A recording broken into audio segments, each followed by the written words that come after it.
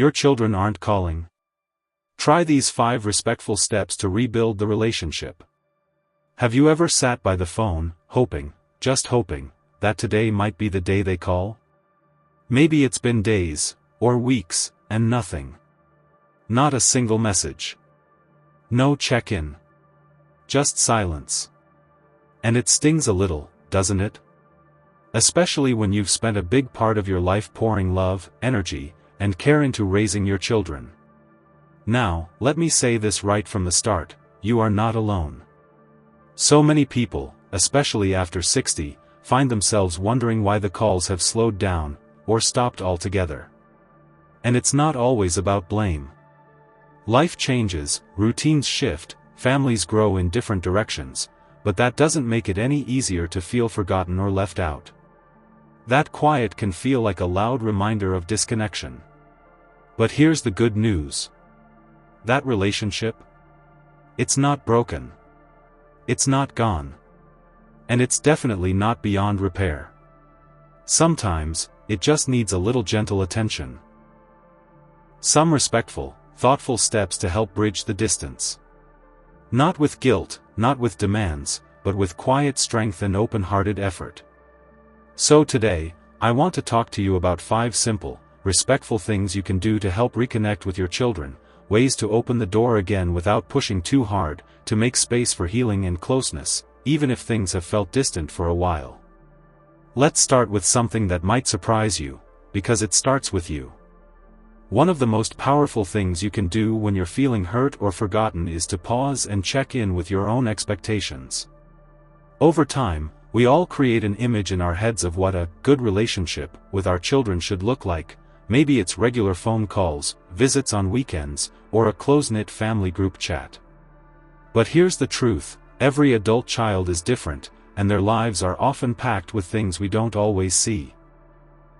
So the first step is letting go of the script we might be holding too tightly. That imagined version of how things are supposed to go can unintentionally set us up for disappointment. It doesn't mean your feelings aren't valid, they absolutely are. But when we release the pressure of what should be, we make space for what could be. Take a moment to ask yourself, am I expecting my child to behave in a way that reflects my needs, or theirs? Am I giving them the freedom to grow into their own life while still making it clear that I love and miss them? Sometimes, even just a small mental shift can soften the heart and open the door to a different kind of relationship, one based on who they are now, not who we remember them to be. Now, once you've done that inner work, and believe me, it's not always easy, the next step is reaching out in a way that feels safe, open, and free of pressure. And that brings us to something truly simple, but often overlooked, initiating a connection without an agenda.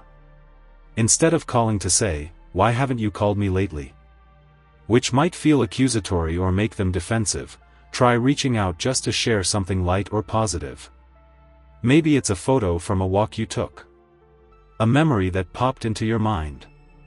A recipe you just rediscovered. Keep it short, warm, and easy to respond to. When your message doesn't carry guilt or pressure, it invites your child in, rather than pushing them away. Think of it like planting a seed. You might not get a reply right away, but you've sent out warmth.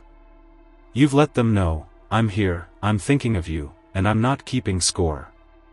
Sometimes, our adult children don't know how to respond to our sadness or silence. They may feel guilty, overwhelmed, or unsure of what to say. But when you reach out with openness instead of expectation, it gives them the freedom to respond without fear of disappointing you again. Let me give you a quick example. One woman I spoke with told me she used to get so upset that her son didn't call her on Sundays like he used to. Every time she reached out, her texts came loaded with sadness, things like, "I guess you're too busy for your mom now," or "I miss when you cared enough to call." And yes, those feelings were real. But they didn't bring him closer. If anything, it made him retreat more, because guilt, especially when unspoken, has a way of pushing people away. She tried something different. One day, she simply sent a message that said, "Saw this bird at the park today." It reminded me of the hikes we used to take when you were little. Hope you're having a good day. That's it." And he replied. It wasn't a long message, but it was a start. And over time, the messages got a little more frequent, a little more open. Not because she pushed, but because she welcomed. Now, I know what you might be thinking: shouldn't they be the one reaching out to me? And you're right, in a perfect world, love would always flow both ways. But relationships aren't built in perfect worlds, they're built in real ones. And sometimes, taking that first gentle step can make all the difference, not because you're chasing love, but because you're extending it. There's nothing weak about being the one who reaches out first. In fact, it takes incredible strength to lead with love when you're feeling hurt. But you're doing this not just for them, you're doing it for you, to give yourself the peace of knowing you tried, and you did so with dignity and grace. So now that we've talked about tuning into your expectations and reaching out without pressure, let's keep this going. There's another powerful shift that can bring surprising results in reconnecting with your children. There's another powerful shift that can bring surprising results in reconnecting with your children: choosing to listen more than you speak. It sounds simple, but it's something many of us, especially as parents, forget to do. We've spent so much of our lives guiding our children, offering advice, worrying for them, trying to make things easier.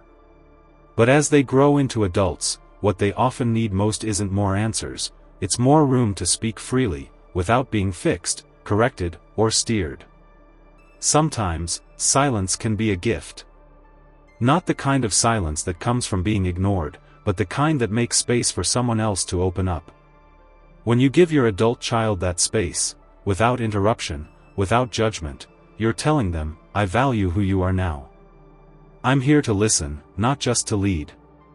You might be surprised what happens when they realize they don't have to defend their choices, prove themselves, or feel like they're disappointing you. The conversation changes. It deepens. And with it, the connection begins to heal. Here's a small, real-life example. A father I once spoke with had a strained relationship with his daughter. Every time they talked, it ended in frustration. He'd offer advice, she'd push back, and the calls grew less frequent. Eventually, he decided to try something different.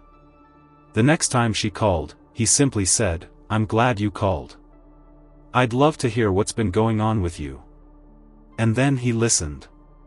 He didn't jump in with suggestions or corrections. He just listened. And for the first time in a long while, she kept talking. When the call ended, he told me it was the most they'd spoken in months. All because he made space for her to feel heard. That small shift from guiding to listening changed everything. Now, let's talk about something that might make you a little uncomfortable, but it's essential if you really want to move forward: the courage to apologize, even when you didn't mean to hurt anyone. Over the years, things can be said, or unsaid, that leave little marks. Sometimes we don't even realize it, but those small moments can build walls between us and the people we love most. Apologizing doesn't mean you're admitting to being a bad parent or that you failed. It simply means you're willing to acknowledge that, like all human beings, you made mistakes, and you care enough about the relationship to make things right. Think about your child's life. Maybe there were moments they felt dismissed or misunderstood. Maybe something you said in passing stuck with them more deeply than you realized. You might not even remember the moment, but they do. And while it's not your fault that they held on to it, you have the power to soften it now. A genuine apology, without excuses, without trying to explain it all away, can be one of the most healing gestures you ever offer. You could say something like, I've been thinking about our relationship, and if I ever said or did something that made you feel unheard or unloved, I'm truly sorry. That was never my intention. I care deeply about you, and I'd like us to feel close again. It doesn't have to be long. It doesn't have to dig up every old memory. It just needs to be honest. And when it comes from the heart, it can open a door that's been closed for a very long time. Now, let me be clear about something important here. This isn't about taking all the responsibility or carrying guilt you don't deserve. It's not about letting yourself be blamed for things you didn't do. It's about owning your part, however small, because relationships are built on trust, and trust grows when we're willing to be real, even when it's hard. You might be wondering, but what if they never apologize back? What if I say sorry and they don't meet me halfway? That's a fair question. And here's the truth, you can't control how someone else responds. But you can control your part. You can choose peace over pride. You can choose to take the first step toward healing, knowing that you did your part with love and integrity. Sometimes, the impact of your apology won't show up right away. But it stays with them. And in time, it can become the seed of something new, something softer, stronger, more honest. So let's take a breath here. We've talked about letting go of rigid expectations, reaching out without pressure, learning to truly listen, and offering a heartfelt apology. None of these are easy. They require strength, humility, and a deep desire to reconnect, not just to be right, but to be close. And that's what this is really all about, isn't it? Not just getting a phone call, but rebuilding a bond that feels real again. One built not on old roles, but on mutual respect and understanding. Let's keep going, because there's still one more step that can make all the difference in creating a lasting, healthy connection between you and your children. Because that last step? It's not just important, it might be the one that keeps the door open for good. And that's choosing to show up consistently, even in small ways, with no strings attached. You see, rebuilding a relationship, especially one that's been strained or distant, doesn't happen in a single phone call, or after one heartfelt message. It happens through quiet consistency. Through being there, in small, steady ways, that say, I'm here. I care. And I'm not going anywhere, even if we're still figuring this out. That could mean sending a message every week, just to check in, without needing a reply.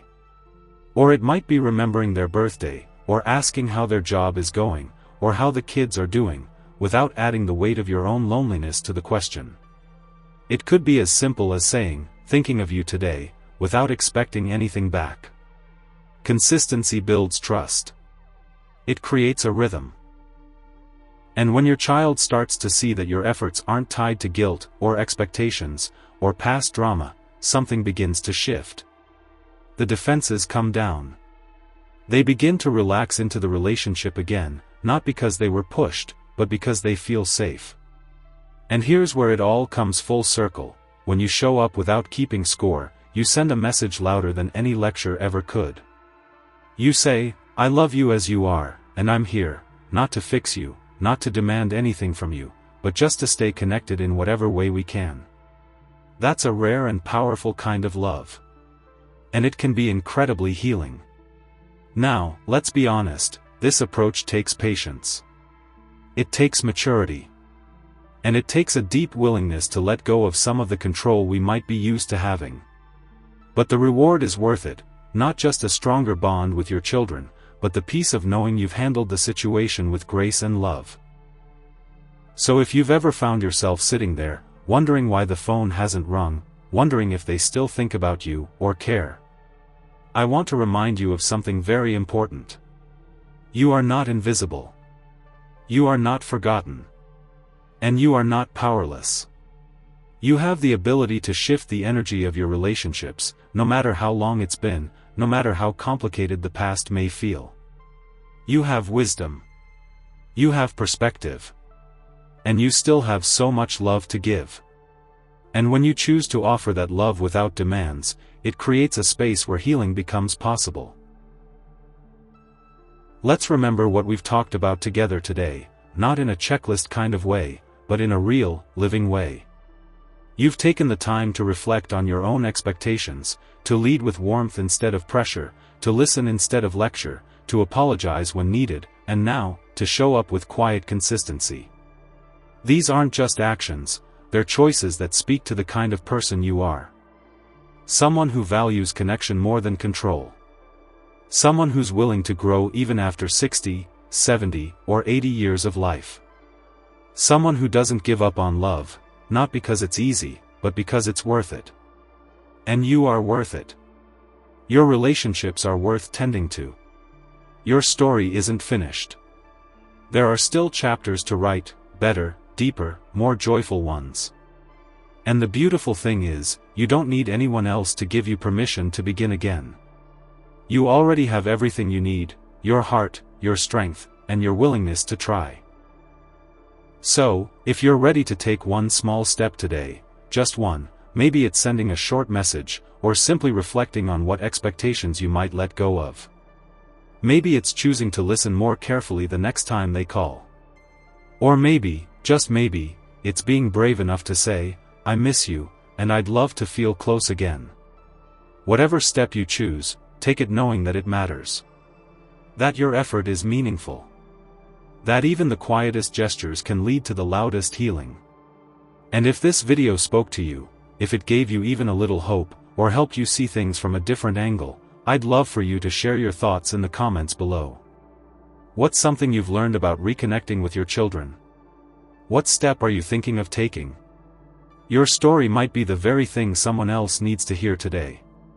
And if you'd like more videos like this, on navigating family, staying emotionally strong, and building a meaningful life after 60, be sure to hit that like button and subscribe to the channel.